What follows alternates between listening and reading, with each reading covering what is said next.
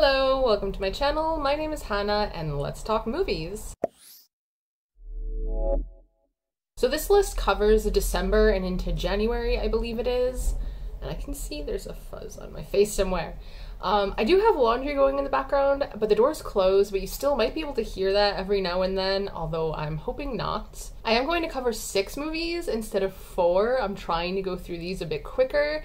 So let's get right into it with the first one. That is Paranormal Activity: Next of Kin. This was directed by William Eubank. His only other movie credit is Underwater, which I actually really enjoyed, so I was surprised to see that he was the director of this. It came out in 2021, is a thriller, mystery, horror, and I only gave it 2 stars, which is why I was surprised. Margot, a documentary filmmaker, heads to a secluded Amish community in the hopes of learning about her long-lost mother and extended family. Following a string of strange occurrences and discoveries, she comes to realize this community may not be what it seems. So this is the newest installment of the Paranormal Activity franchise. There's like, what, a dozen of them so far? We've watched all of them except for Ghost Dimension, I think is the one we didn't see because it is the worst rated, so I was like, there's no way we're gonna like this. Our personal favorite is the second. But this one does absolutely nothing new. All the other ones have done it better. And for me, a good chunk of this movie is pointless because to me, part of the love of this franchise is like that build up of what is happening. Like there's little things that are weird and it builds up and escalates into like this huge deal to where you have to pay attention to what's going on. And unfortunately, this really didn't have that. And the little few scenes that tried to ramp up the tension didn't have to do with the climax of it. So it just felt strange. And then all of a sudden, boom, we're at the end, we're at the climax. And it's just like, that payoff was not worth it. And then besides that, the pacing also felt off and disconnected. Like, it just felt like this movie was trying to be 2 or 3 different subgenres and just couldn't figure out exactly what it wanted to do in the end. Next is Encanto. This was directed by Byron Howard, who did Zootopia and Tangled, and Jared Bush, where Encanto was his only film credit, actually. This came out in 2021, is a fantasy family comedy, and I gave this 4 stars. The tale of an extraordinary family, the Madrigals, who live hidden in the mountains of Colombia in a magical house in a vibrant town in a wondrous, charmed place called an Encanto. The magic of the Encanto has blessed every child in the family with a unique gift, from super strength to the power to heal. Every child except one, Mirabelle. But when she discovers that the magic surrounding the Encanto is in danger, Mirabelle decides that she, the only ordinary Madrigal, might just be her exceptional family's last hope. So I originally rated this a 4, but I feel like the entire world was hyping up this movie and there was just this huge pressure to enjoy it. So I honestly think, looking back on it, personally for me, this is more of a 3 or 3.5. It is a typical Disney movie. It is in theme with what they've been doing lately, where there really isn't like this huge villain. It's more family issues and family oriented. And there also wasn't this like huge adventure with traveling. They all stayed just pretty much at the house. So there's nothing wrong with this movie. It's enjoyable. I just don't think it's quite up to the hype that the world put upon it. Next, we watched Unfriended: Dark Web. This is directed by Steven Susko, which this is his only movie credit, and honestly, I can see why.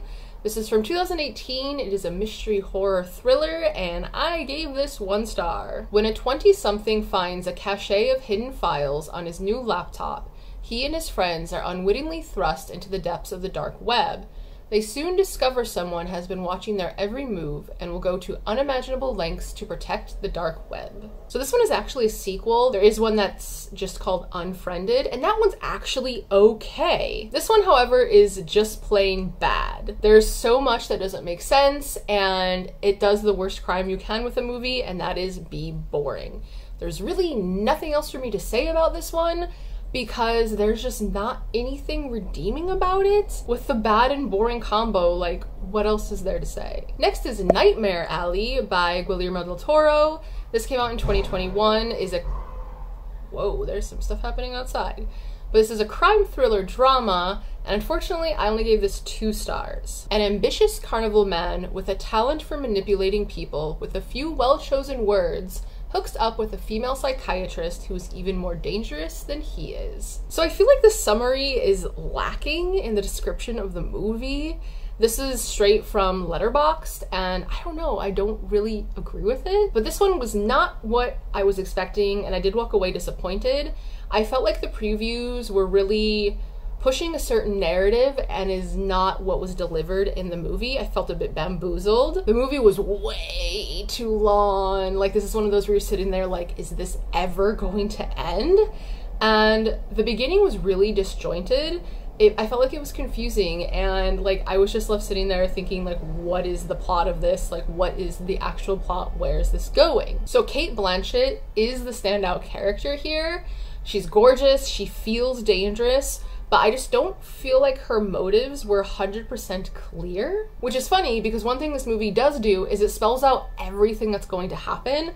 Like, nothing that happens is a surprise, and every scene has like a purpose, and it does some foreshadowing for something that's going to happen later on. What this movie does do well is the atmosphere. Like, as expected, it's A+, it's Guillermo del Toro, so you know like those visuals and everything are going to be amazing. The setting, colors, music, they're all utilized fantastically. It's a beautifully shot film, but just that entertainment value, that was not there for me. Next, we saw Death on the Nile. This is directed by Kenneth Branagh. I'm not sure if I'm pronouncing that right. He did the first Thor. He also did Murder on the Orient Express, but he also did the Artemis Fowl movie that everyone hates, so quite a broad range there. This came out in 2022, is a crime, mystery, drama, thriller, and I gave it 2.5 stars. Belgian sleuth Hercule Poirot's Egyptian vacation aboard a glamorous river steamer turns into a terrifying search for a murderer when a picture-perfect couple's idyllic honeymoon is tragically cut short. So my husband Thomas enjoyed this more than I did. I honestly think Gal Gadot's acting just got so in the way of this movie. The cinematography is amazing. Like, how some of the scenes are set up and shot is the best part of the movie. It was too long and drawn out. It did take a while to get to like the action part. There was a lot of build-up and kind of character development and stuff leading up to anything actually happening. And like I just kind of mentioned, Gal Gadot in this was horrendous.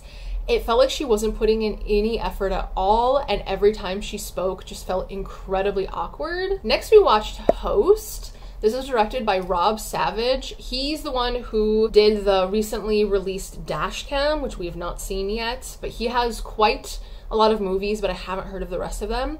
This came out in 2020, is a horror mystery thriller, and I gave it 3 stars. 6 friends hire a medium to hold a seance via Zoom during lockdown, but they get far more than they bargained for as things quickly go wrong.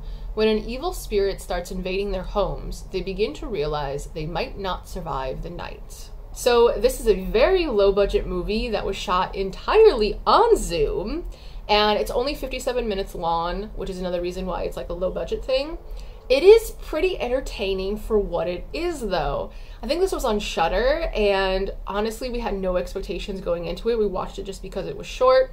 It definitely has its creepy moments. However, the ending sucks. It is just straight up terrible. Nothing makes sense. So it is a like turn off your brain and just enjoy type of movie. But honestly, I'm a bit impressed with what they did just filming on Zoom. And that's everything for now. Still hoping to slowly catch up. Probably as we get closer and closer to ones I've seen more recently, I might have more to say. But a lot of these are honestly just really middle of the road. And if they're super bad, like, what is there to even say? Like, everything is bad. You can't really just pick out everything because the answer is all of it. So thank you for hanging out with me. It is always appreciated. And until next time, bonne journée and au revoir.